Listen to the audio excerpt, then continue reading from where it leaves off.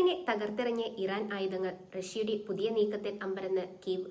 Ukraine ambassador യെവ്ഗൻ കോർണിച്ചുക് ഉന്നയിച്ച തന്ത്രപ്രധാനമായ നിരീക്ഷണങ്ങൾ അന്താരാഷ്ട്ര ശ്രദ്ധ നേടുകയാണ്.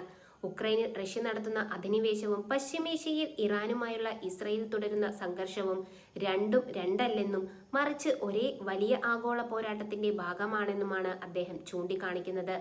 ഇറാൻ നിർമ്മിത അത്യാധുനിക ഡ്രോണുകളാണ് ഈ രണ്ട് യുദ്ധങ്ങളെയും തമ്മിൽ പരസ്പരം ബന്ധിപ്പിക്കുന്നത്.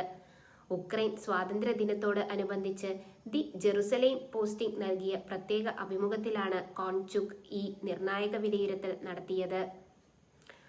ഉക്രൈനിലെ അടിസ്ഥാന സൗകര്യങ്ങൾക്കും സാധാരണക്കാർക്കും നേരെ റഷ്യ നിരന്തരം പ്രയോഗിക്കുന്ന അതേ ഇറാനിയൻ ഷാഹിദ് ഡ്രോണുകളാണ് ഇസ്രായേലിനും ഭീഷണിയാകുന്നത്. ഒരേ സാങ്കേതിക വിദ്യയും ആയുധങ്ങളുമാണ് ഇരു രാജ്യങ്ങൾക്കെതിരെയും പ്രയോഗിക്കപ്പെടുന്നത് എന്നത് ഈ ഭീഷണിയുടെ വ്യാപ്തി വ്യക്തമാക്കുന്നു.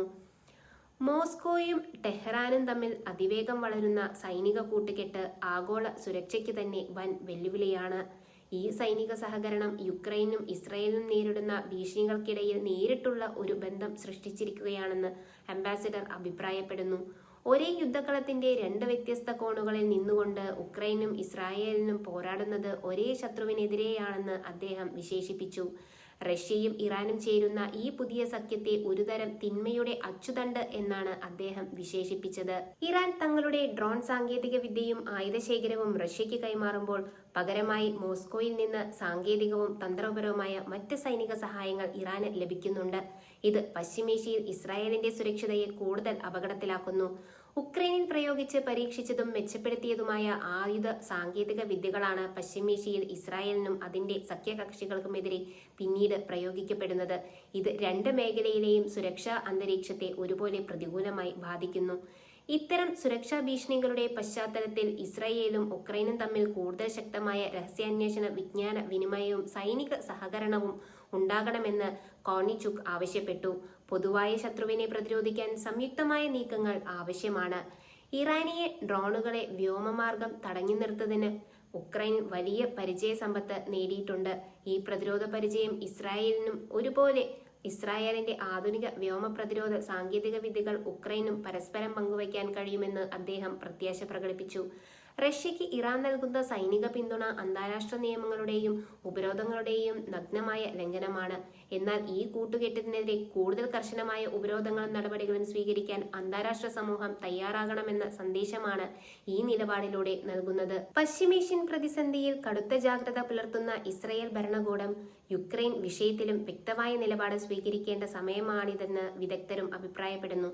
റഷ്യൻ സ്വാധീനം കാരണം മുൻപ് സ്വീകരിച്ച നിഷ്പക്ഷ നിലപാടുകളിൽ മാറ്റം വരുത്താൻ ഇസ്രായേൽ നിർബന്ധിതരാകുന്ന സാഹചര്യമാണ് വളർന്നുവരുന്നത്.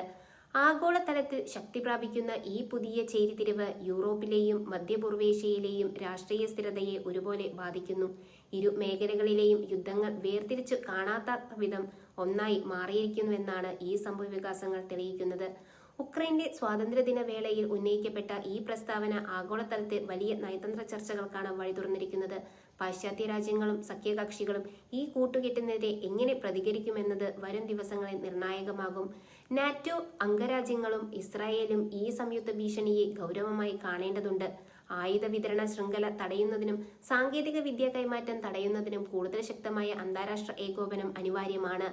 ഉക്രൈൻ നേരിടുന്ന യുദ്ധം കേവലം സ്വന്തം അതിർത്തി സംരക്ഷിക്കാനുള്ള ഒന്നല്ലെന്നും മറിച്ച് ആഗോള ജനാധിപത്യത്തിന്റെയും സുരക്ഷയുടെയും സംരക്ഷണത്തിനായുള്ള പോരാട്ടമാണെന്നും വ്യക്തമാക്കുകയാണ് കോർണിച്ചുക്.